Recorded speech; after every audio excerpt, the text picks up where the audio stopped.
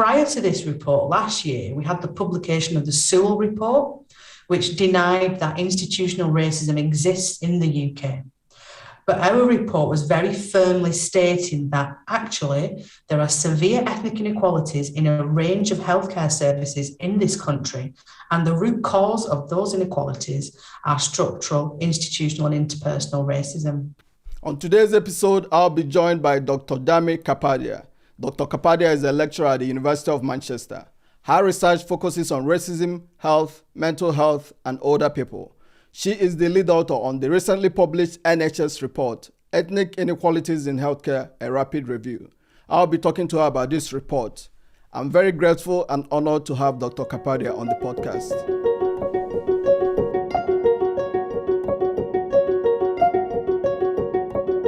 Dr. Dharmi Kapadia, welcome to the Pan-African Experience. Thank you very much. And thank you, Sashima, for inviting me onto your podcast. It's great to be here.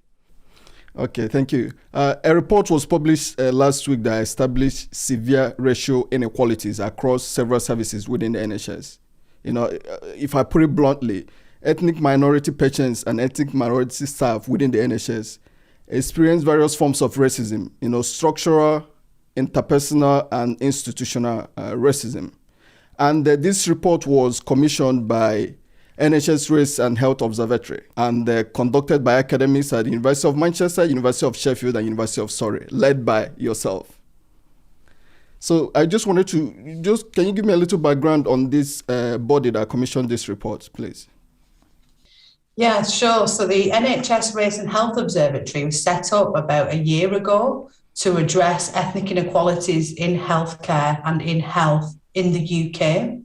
And during its time, it's commissioned other pieces of research to look at, for example, how data is recorded about ethnicity in our NHS records. And one of the things they wanted to do was look at the extent of ethnic inequalities in healthcare and the effect of racism in some priority areas. So the report that you mentioned, which I led on and I did with colleagues at University of Manchester, Sheffield and Sussex, we looked at ethnic inequalities in mental health care, maternal and neonatal healthcare, in digital inclusion, so digital appointments either on the telephone or online, and then genomic medicine or precision medicine, as it's also sometimes known, and genetic testing, and also inequalities faced by ethnic minority staff in the NHS workforce.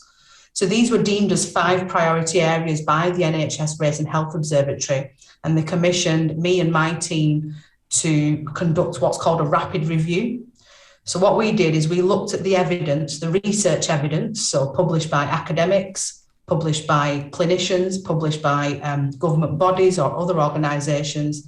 We looked at all that evidence from the past 10 years to see what the extent of those ethnic inequalities were in those priority areas.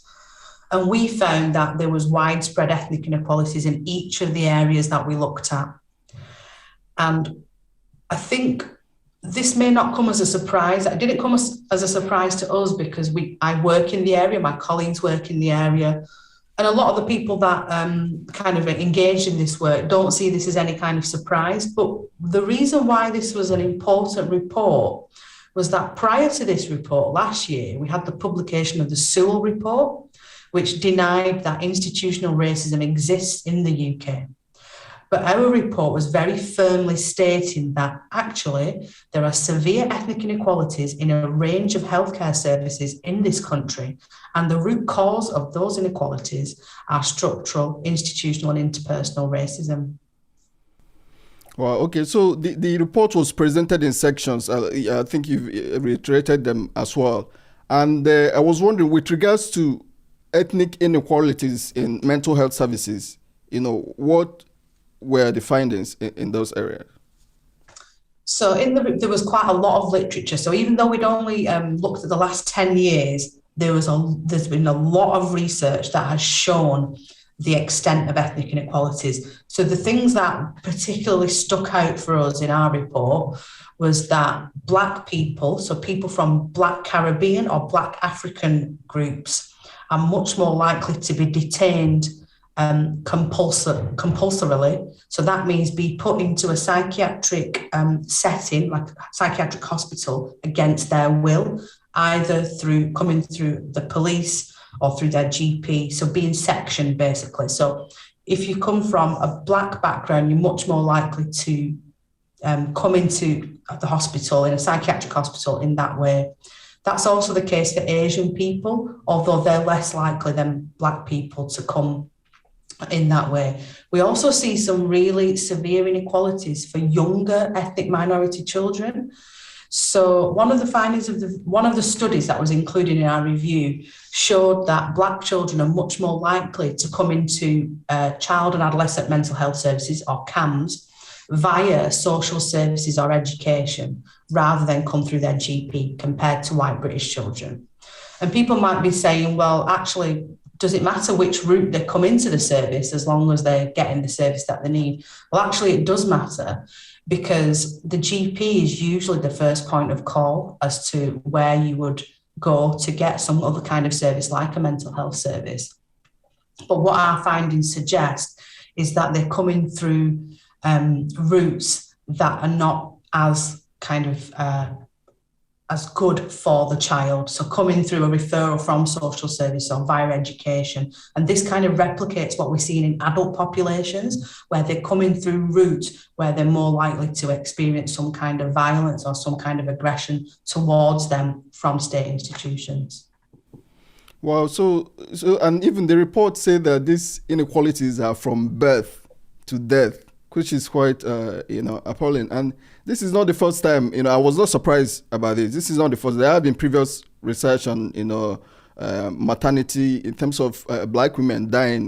They're 4 times more likely to die, according to Embrace report that was released last year. So I was not surprised, but how come NHS hasn't done anything, before? I know it's good. I give them credit for actually setting up this body and doing this review, but what have they done before with regards to these issues? So I don't know, like, all the initiatives that we've had, but say for in mental health, we used to have what's called Delivering Race Equality. So that was after the death of David Rocky Bennett in custody. So a Black man who was restrained and then died in a psychiatric setting. After that, and the campaigning that was done, we had what was called Delivering Race Equality. So this was a programme that ran for 5 years, from 2005 to 2010. And what it did was it actually made NHS trusts kind of really account for who was coming into the hospitals, what their ethnic background was. So they ran what was called a Count Me In census. So it counted everybody that was in a psychiatric setting, or what's called on a community treatment order, so that we had proper figures of which ethnic groups were in hospital and who was more likely to be in hospital. But they got rid of that. And then since then, we've got this vacuum. There is actually no race equality strategy for mental health services. So recently we've had an independent review of the Mental Health Act, but it really didn't pay that much attention to these racial inequalities. So we've written, as part of a research group I'm involved with called the Synergy Collaborative Centre, we've written about how it was like a really missed opportunity for that review to actually highlight the extent of racial inequalities and make very robust recommendations to address them. So it's very difficult for me to say why these things haven't been done. But obviously, in order to ensure that things improve for people from ethnic minority backgrounds, there needs to be political commitment, and there also needs to be a large financial commitment in order to say, yes, we are going to do this, and then roll those out. So in the report, we actually made some recommendations of what could be done. And one of these was what I consider to be quite a simple thing, that we should ensure that ethnicity is recorded accurately for everybody who comes into contact with an NHS service at any point. So in primary care services, secondary care. And that in itself will not address racism and racial inequality, but it would mean that we have definitive data about what the extent of the inequalities are. Because in the report as well, we found that in some NHS systems, you might find that 30% of patients' ethnicity data is not recorded.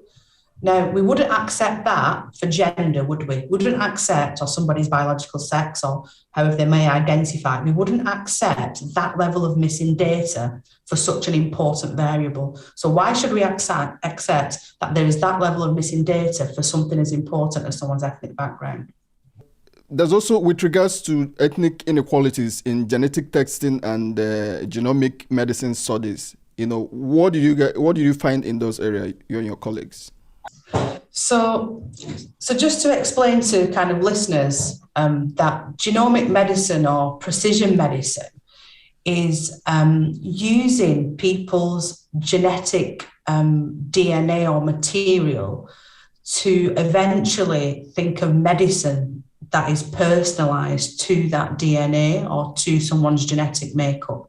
Now, in practice, we don't actually see this in the UK. So this is not something that's widespread, that this is not being used.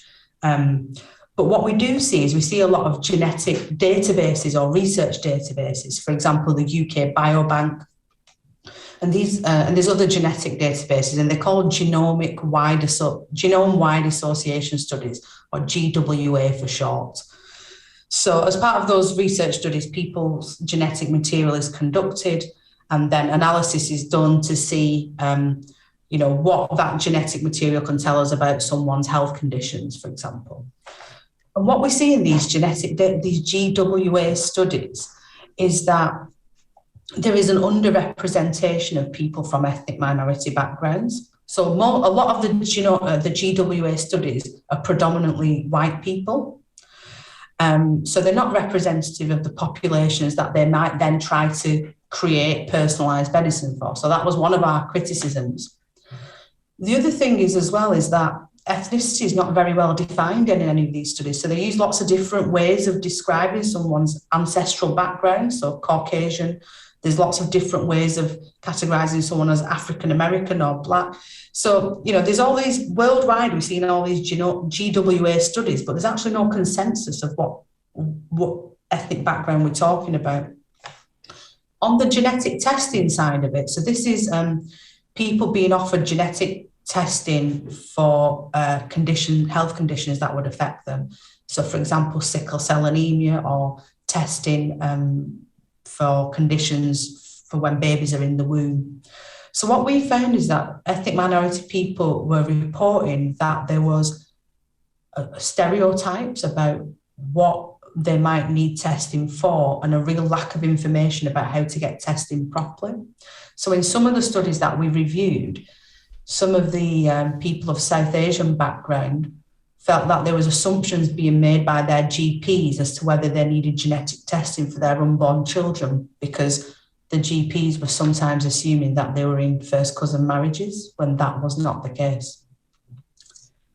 So that's some of the things that we found. One of the other things we found, just going back to the genome-wide association studies, which I think very clearly links to things that we're seeing currently in terms of the COVID-19 pandemic, is that people are reluctant to take part in genomic-wide association studies. So there was one study that we reviewed, which actually interviewed mainly Black Caribbean and Black African people about their views on taking part in such genetic studies. And there was a fear of taking part in studies like this due to previous racist treatment in research and in health services. So, for example, the Tuskegee syphilis study in America. So there was a real fear of, well, we don't want to take part in these studies because actually, is it some form of exploitation, experimentation? What benefit will it have to me? But at the same time, the people in the study that we reviewed actually said, well, but we want to take part in them because we want our people from our ethnic backgrounds to feel the benefit of those studies as well. So you kind of got this tension in some of the studies we reviewed too. Yeah, that's interesting because, I have read some papers, about MMR vaccine where they allege that, if given before the age of 3, especially for Black boys, it could affect them, negatively. Now, whether that has been disproved or not, this is where this kind of genomic studies is quite good. At least someone would be able to, do the studies to actually find out exactly what's happening. And, this is something I will happily, get involved in or encourage people to get engaged with, because that will show, because everybody is not the same, especially in terms of race. The way I will react to certain treatment is different from the way someone else will react to certain treatment. So that's very important as well. And I just wanted to say this one is very, very, the one I've heard a lot, with regards to ethnic inequalities in maternal and neonatal healthcare. This one is, I've heard so much about it in the UK, the same in America and across Europe. Can you talk about, the findings on this area, please? Yeah, so the Embrace report that you were talking about before, Sashima, which showed, severe inequalities, particularly for Black women in terms of death in childbirth. So we kind of wrote that into our background of the report, but we didn't review the research that looked at actual maternal deaths. We looked at kind of what was happening when people were going in to get healthcare. But obviously, this is why we focused on that. And that's why the Race and Health Observatory wanted us to focus on that. So a lot of the research that we were finding was showing that ethnic minority women, many ethnic minority women, were reporting very bad service from maternity services in antenatal care, whilst they were giving birth, and postnatally as well. So there was reports of women feeling dismissed by staff, not being listened to.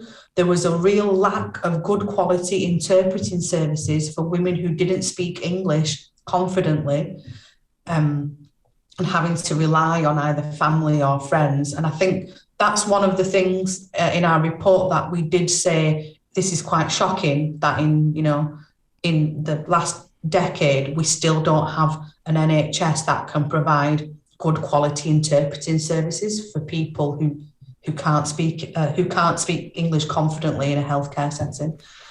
There was also in the maternity services as well, we found that women from kind of groups that are really excluded from society. So, for example, Gypsy, Irish traveller, or Roma women also suffered, kind of bad treatment within the maternity services.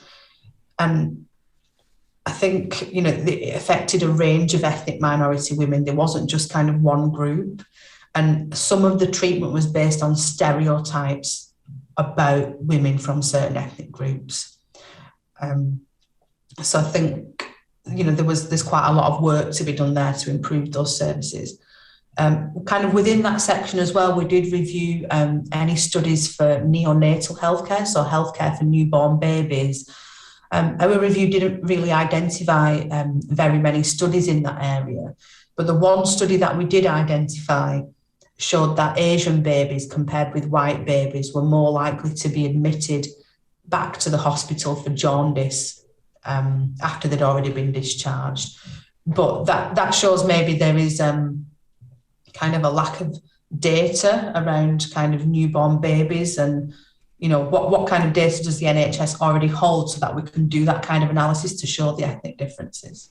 Yeah, I think they are basing with regards to jaundice, they are basing the examination on just physical examination, which can be very deceptive with regards to skin color. White babies are more likely to be detected, physically or much quicker that way. So extensive study needs to be done with regards to ethnic minority babies. And so there's also ethnic inequalities with regards to digital inclusion and access to health services. You touched on this a little bit. Can you expand on the findings more, please? Yeah, so just in this area, there wasn't actually a massive amount of literature that we reviewed. I think we only included either maybe 10 or 12 studies. Sorry, I can't remember off the top of my head. But this was really looking at ethnic differences or ethnic inequalities in access to kind of digital, either online appointments or telephone services or remote appointments. And I think this was a priority for the Race and Health Observatory because we've seen a massive shift to online consultations during the pandemic. but not with any real consideration of how this might affect different groups. So in some of this, there wasn't a great deal of literature there, and there was some evidence that ethnic minority people might be kind of less likely to get referrals on referrals via the telephone to 111. And then there was some evidence that they might be less likely to trust how their data is going to be used on a health application, like a digital app. And, they had more worries about whether that would be used by the government for kind of purposes that weren't to do with their health. But honestly, there wasn't a huge deal of evidence there. And one of our recommendations is to do a kind of more extensive review, what's called a systematic review, to search even more extensively the literature in the area and think up carefully about how introducing these digital methods might impact on ethnic minority people.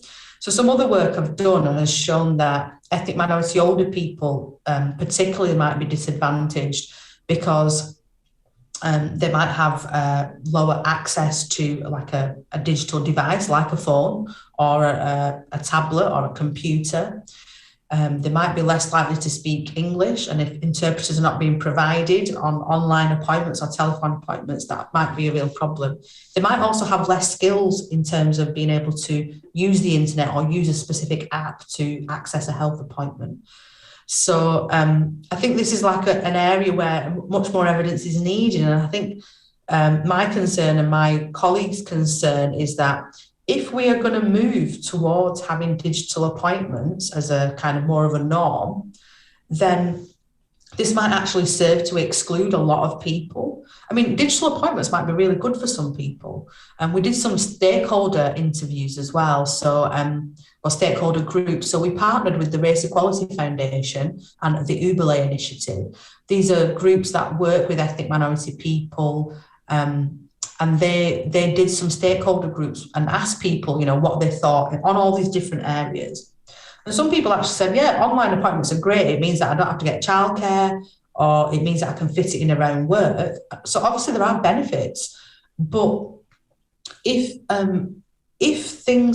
major changes, that's a major change, if things are going to move to online more permanently, which they may not, but they may continue for a little while longer, there needs to be a proper equality assessment of how that change is going to affect different ethnic groups. And if it is going to affect some groups more negatively than others, then things need to be put in place, like providing devices for people who need it, or providing like a community hub. That was one of the suggestions that our partners came up with, that somewhere, a community hub where people can go along and get that support to use those kinds of devices. Okay, so that's quite interesting, and this one is something that I'm quite surprised about, because with regards to ethnic equalities in NHS workforce. So is this with regards to pay gap, or because I would think there's bands for each role has a pay band on it. So how does this manifest itself in your findings?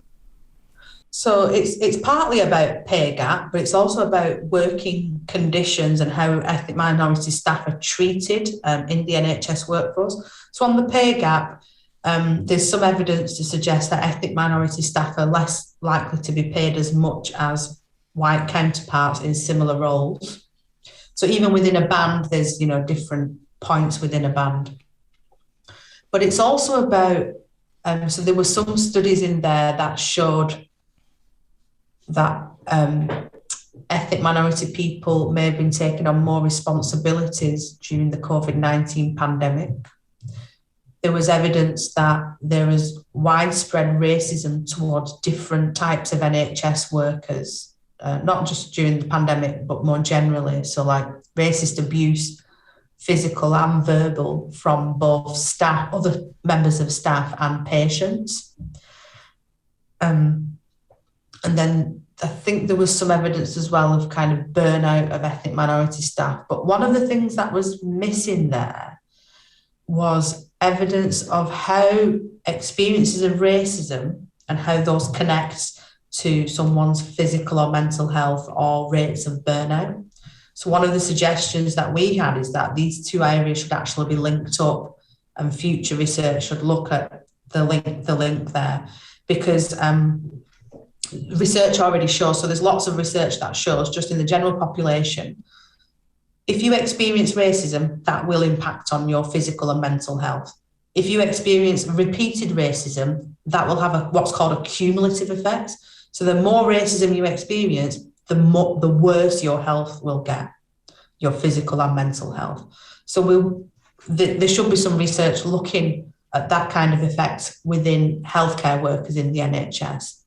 I think one of the things to point out as well, some of the research doesn't all include every type of person who works in the NHS. So obviously there's like so many different roles, and the Workforce Race Equality Standard, which is the survey that is undertaken in the NHS to understand the ethnic inequalities in the workforce, that doesn't include kind of people at lower bands. It doesn't include staff who are bank staff or casual staff. So, there may be even more inequality in some ethnic inequalities in some of those areas. So that was the other thing to point out. The report covers some NHS staff, but it doesn't cover all sectors, all sections of the workforce. Okay, so I can understand inaction, right? But the report also found that there are efforts, the efforts to improve, the outcomes of ethnic minorities were thwarted by a collection of health information. There's an effort to impede action. Is that what you found from the report? So we didn't say there was an effort to impede action, but I think the non-action is more accurate. So, ethnicity data should be recorded for everyone, but it's not.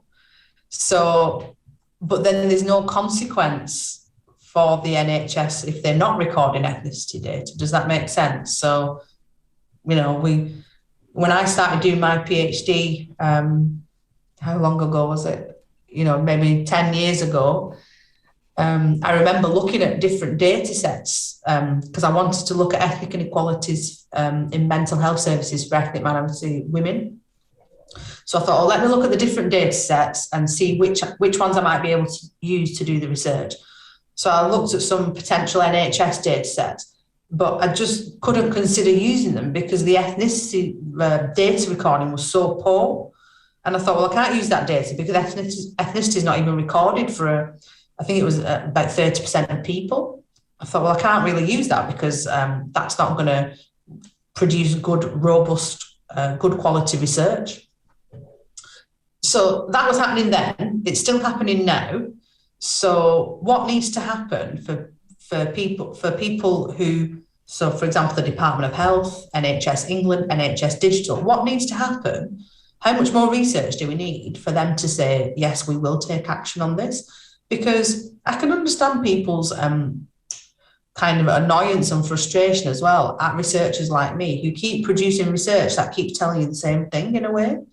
Sorry, I'm not trying to say that all research says the same thing because that's not true. But, this was an evidence review. So this was just putting together all the research that's already been done and coming up with the same kind of stark messages. So I think it's frustrating for us as researchers and people who are committed to racial justice to see that, well, we're not really sure what other evidence do you need because all the evidence is there. Yeah. Sorry, I not really answered your question there, Sashima. Just kind of started talking lots. It's okay. I was wondering if it's just to tick boxes. Please, I would like if you can summarize the recommendations again. I know you touched on some of the recommendations, but if you can go through some of the recommendations that you and your colleagues gave to the NHS. Yeah, so we actually did recommendations kind of in each of the sections. So, each of the 5 sections that we've gone through. So there was like specific recommendations, but we actually made 5 major recommendations that we think should be kind of immediate action. So the first one is what I've already mentioned about making sure that patients' ethnicity data is recorded and it's recorded accurately. So this means asking patients, what is your ethnic group in every interaction with the NHS? And then what you can do from that is then make sure that that data is put into patients' records, and that different records from kind of a contact with a GP and a contact with the physiotherapist can be joined up, for example, and you can have a look at the ethnic differences. Related to that, the second recommendation was about producing better NHS statistics. So NHS Digital is responsible for producing the statistics from health services. So we can see how many people accessed the service, what ethnic group they were. But actually, the quality of those statistics has actually declined over the years. So they actually used to provide much better ethnic breakdown of those statistics, for example, in mental health services.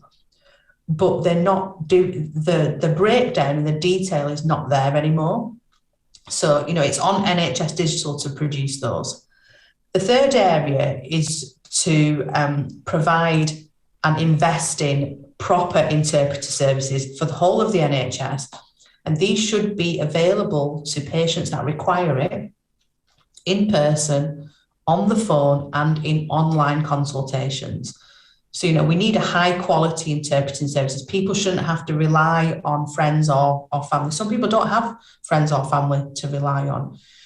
So that was the third one. The fourth recommendation was, we think that the NHS needs to work to build trust with ethnic minority groups and key voluntary and community organisations.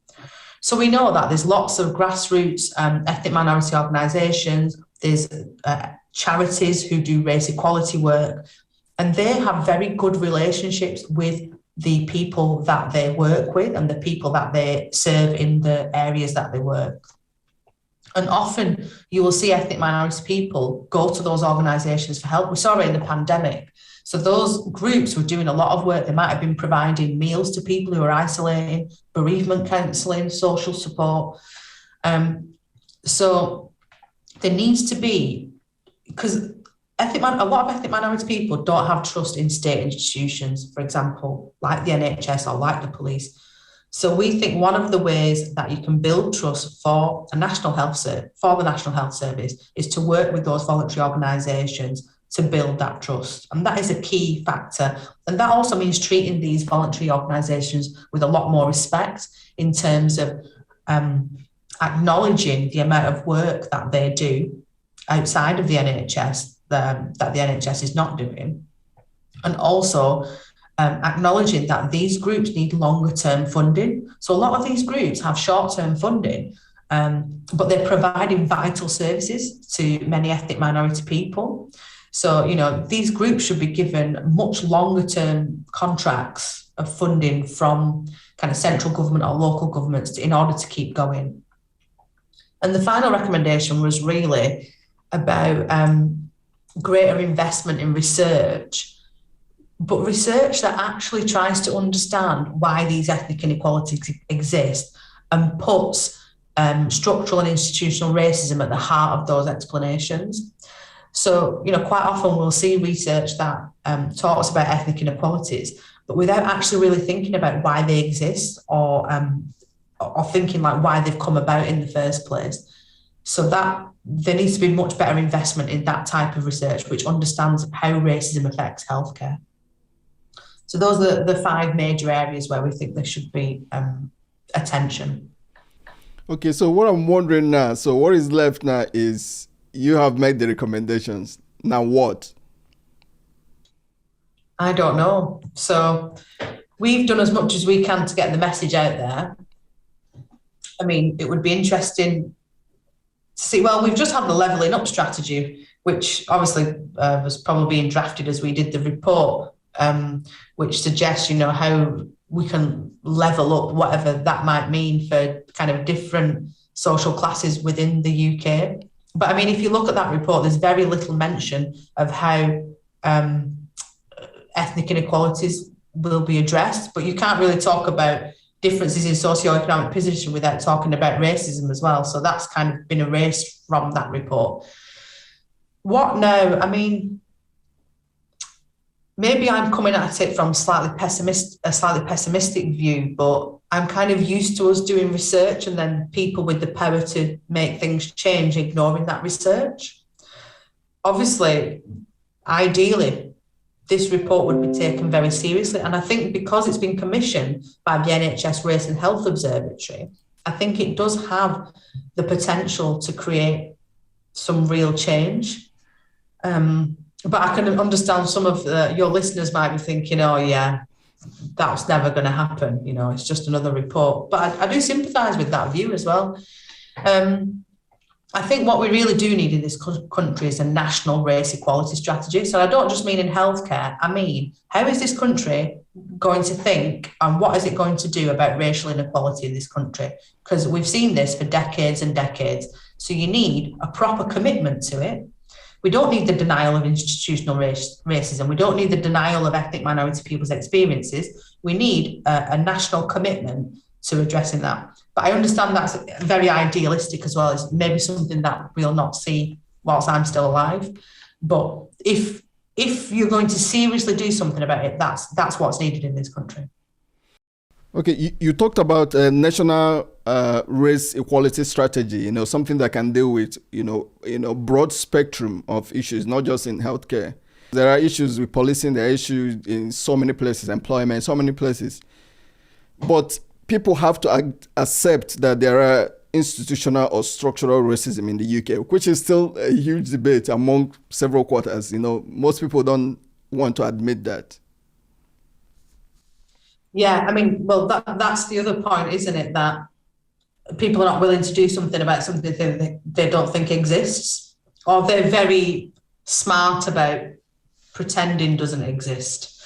So I think that's why I'm still doing the work I'm doing. You know, I look at ethnic inequalities in health, also kind of for ethnic minority older people. So I'm going to continue doing this research and keep banging the same drum about this is what's happening, this is what the inequalities are. And then we have lots of people who are activists, people who are lobbying, people who are working to make things change. But I think also people are probably feeling quite disillusioned, especially after the pandemic, when we've seen the extent of how ethnic minority people have been affected with the increased deaths for so many ethnic minority groups. And also, some of the research that we're doing, I work at the University of Manchester in the Centre on Dynamics of Ethnicity. So we've been funded to look at the impact, the social and economic impact of the pandemic on ethnic minority groups. And we'll be kind of putting out our results kind of when they become available. And it's not just their health that's been affected. There's lots of other areas of their life that have been affected by the pandemic. So I think a lot of ethnic minority people in this country may be well feeling like, well, this government or governments previous don't actually care about the needs of ethnic minority people, don't care about the lives of ethnic minority people. And it's difficult for them to believe that things might change or how they might change. But I think, my job as a researcher is to keep presenting that evidence, keep making sure that audiences like yours and other audiences are aware of what the data is telling us and what we might be able to do about it, and just keep pushing that message. Yeah, I have a suggestion, maybe at the start of these studies, before commissioning it, they will also set up an implementation committee that will actually take whatever recommendation that you presented and actually find ways to implement it, whether speaking with Boris Johnson to find the special budget, or, there has to be plan for implementation, not just the research. Maybe you can suggest this because you have a direct line. I could try and suggest it. I think people are very unwilling to commit money anyway, but I don't think they would commit anything before they've seen the results either. But yeah, I understand what you mean, kind of, putting a program together where there's funding for the research and then there's funding to do something about whatever the results are as well. So I understand what you're saying, yeah. Okay, so that's it pretty much. But I was wondering, is there anything else you would like to add about what we discussed now, or something you would like to expand more about your report? No, I think we've covered everything. If people are kind of still interested to hear more, I'm going to be doing an event with the Stuart Hall Foundation on Tuesday, the 8th of March. So I'm going to be in conversation with Jifa Ofonu, who was a clinical psychologist in the NHS. They speak about burnout in the NHS. So we'll be in conversation. And if people are interested, I can send you the link to that. And it's a free online event if anybody wants to attend. Please send it to me and I'll put it up with this video as well. That's great. Thank you very much. Dr. Kapadia, thank you very much for your time. Thank you so much. Thank you.